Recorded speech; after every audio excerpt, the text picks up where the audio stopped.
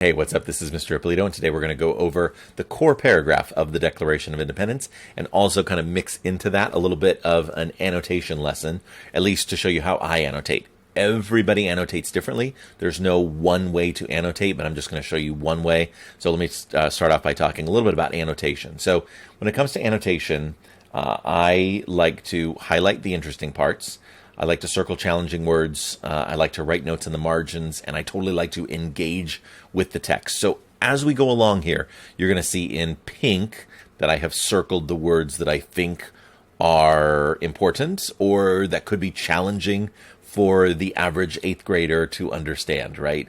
So, and then the interesting parts I have highlighted in blue, and then you'll notice that I have put notes in the margins. I've put notes kind of all over the place because I love the Declaration of Independence. So I'm going to go ahead and I'm going to make my circle a little bit smaller, put myself up in the corner here so that we can really engage with the text. So this is the core paragraph, meaning we've already done the first part. We've already done the first, when in the course of human events, the introductory paragraph. It's also known as the preamble to the Declaration, where basically Thomas Jefferson introduces the Declaration, right? So this is, after that first paragraph, this is when he gets into the meat of the Declaration. This is, in my opinion, the most important part of the Declaration. And I went ahead and reformatted it in such a way so that originally it did not have this numbering right here, right? But I went ahead and just kind of broke it down a little bit more just to give you a better idea of where the emphasis, I think, should be. So he starts off by saying, we hold these truths to be self-evident. He's about to make a list of all the things that, all the truths that he thinks should be obvious, should be easily visible and knowable to all people, right? First of all, the first truth is that all men are created equal. Now, you have to understand that this is a hugely controversial statement for the 1700s, because for the longest time, let me draw a picture, for the longest time, as a holdover from medieval Europe, if you recall, and you can feel free to draw this in your notes as well. If you remember the medieval pyramid, right? The medieval social pyramid, like who was in here?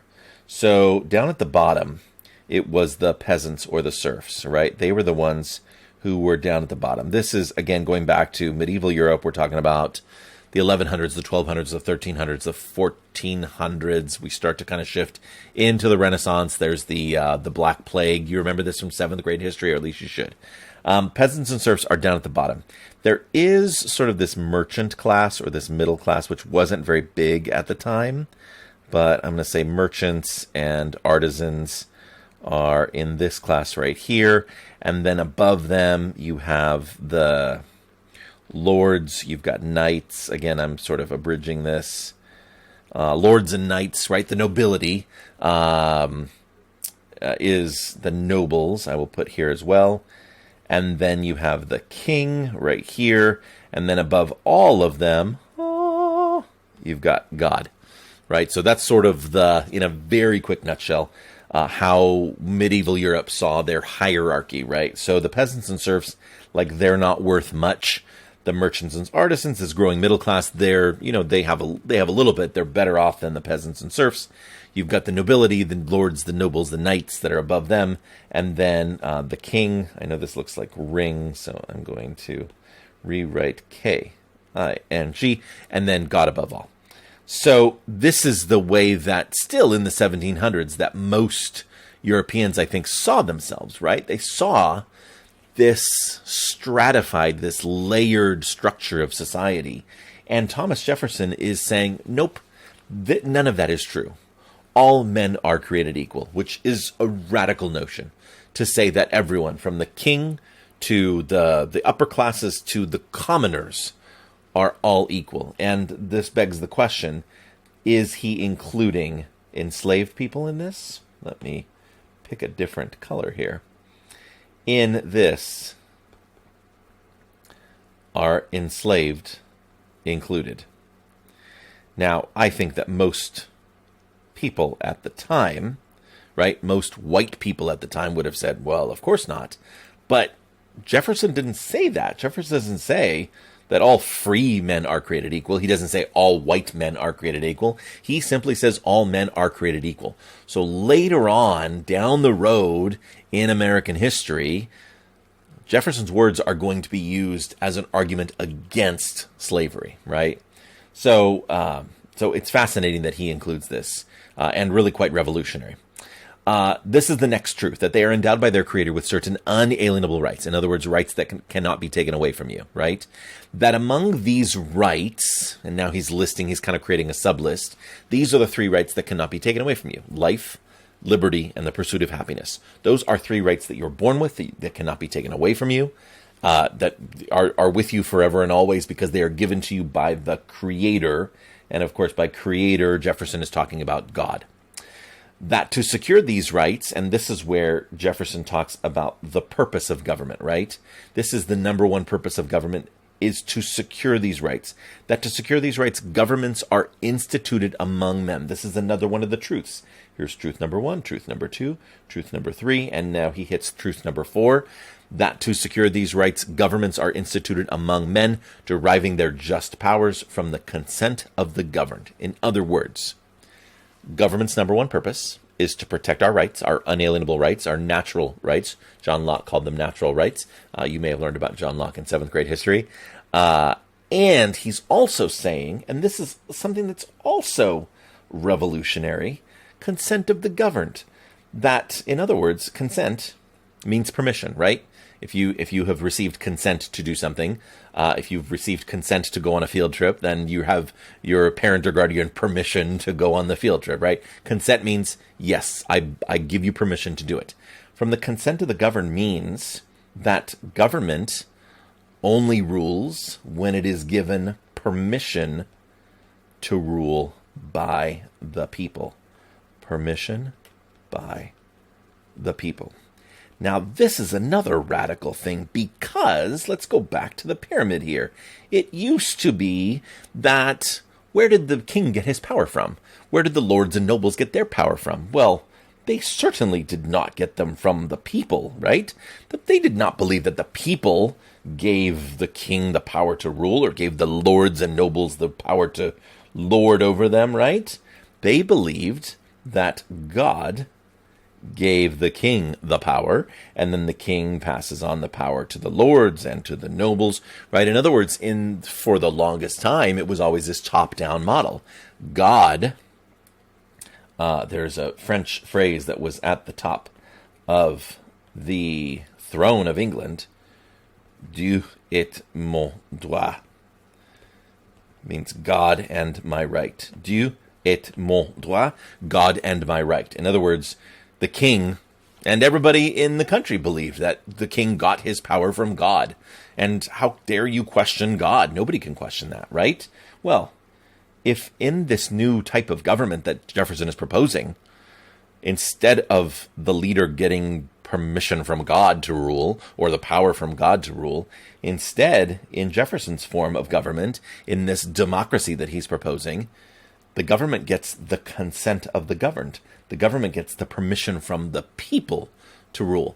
And think of it today. How do we give permission to our rulers, our leaders, to rule? We give them permission by, what's that word that begins with the letter V? By voting for them. When we vote for them, we are giving them permission to lead us, to serve in positions of leadership.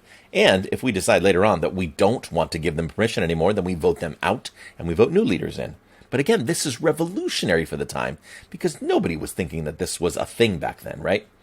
And then finally, talk about revolutionary. Here's another revolutionary idea, that whenever, we're on number 5 now, that whenever any form of government becomes destructive of these ends, it is the right of the people to alter or to abolish it.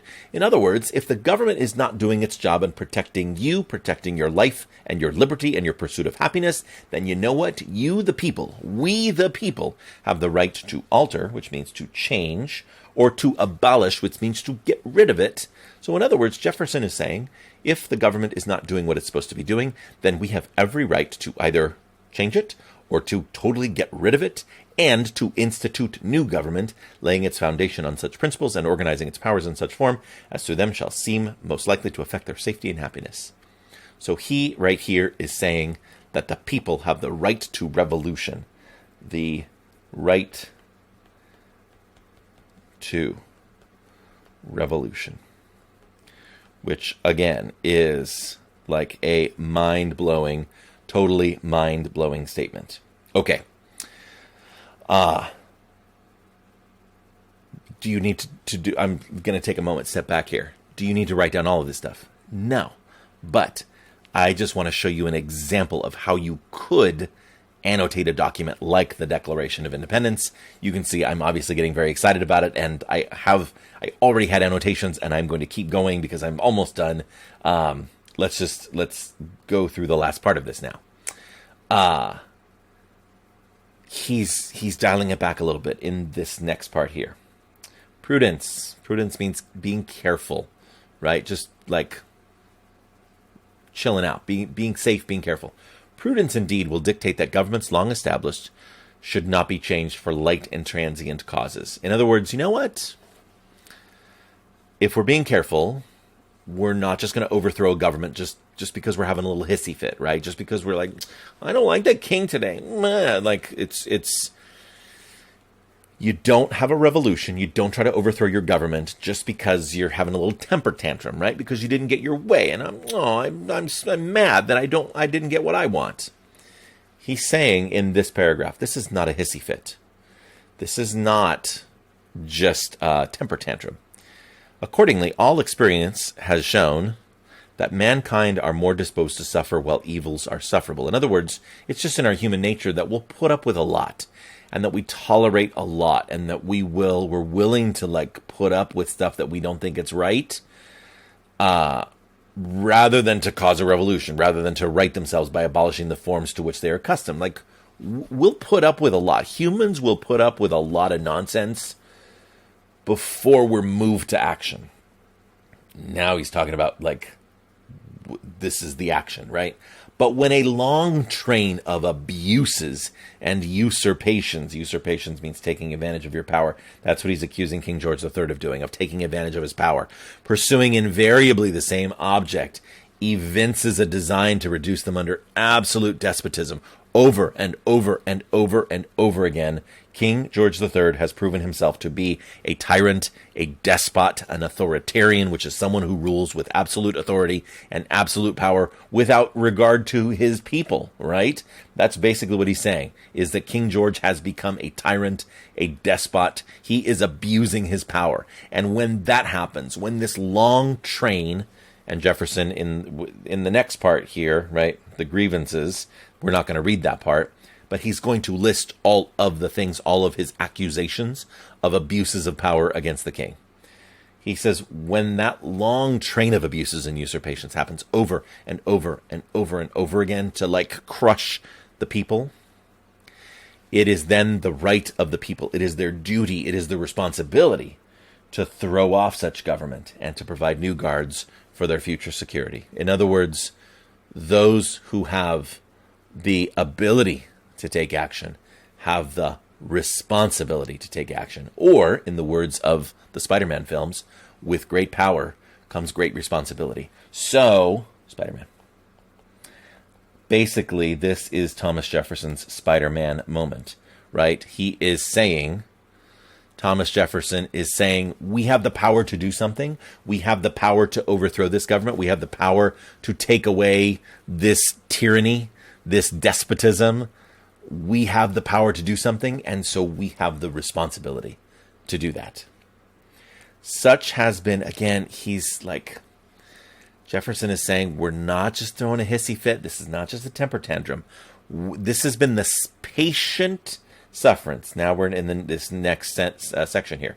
This has been the patient sufferance of these colonies, and such is now the necessity which constrains them to alter. Like, we've been putting up with this for a long time, and we're only doing this because we absolutely have to, because there's an absolute necessity at this point. We need to. We've put up with it for a while. We've been patient sufferance, but now is the necessity which forces us.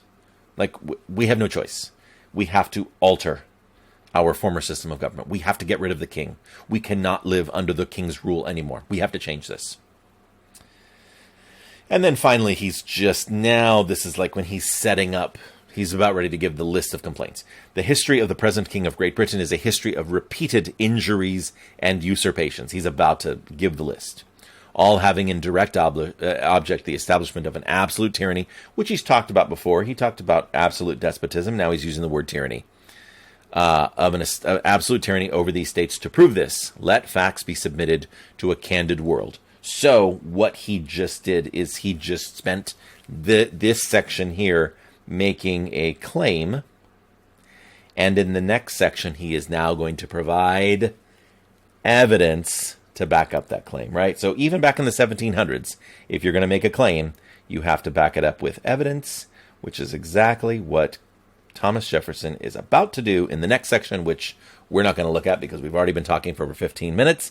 But this is, the bottom line is, this is, just to show you, this is an example of how you could annotate the core paragraph of the Declaration of Independence. How you annotate will be up to you, but I am curious to see, and I'm excited and looking forward to seeing how you end up annotating the Declaration of Independence. Thank you so much for listening, and I look forward to talking more Declaration of Independence with you the next time we have our class discussion. All right, thanks so much. Take care. Bye-bye.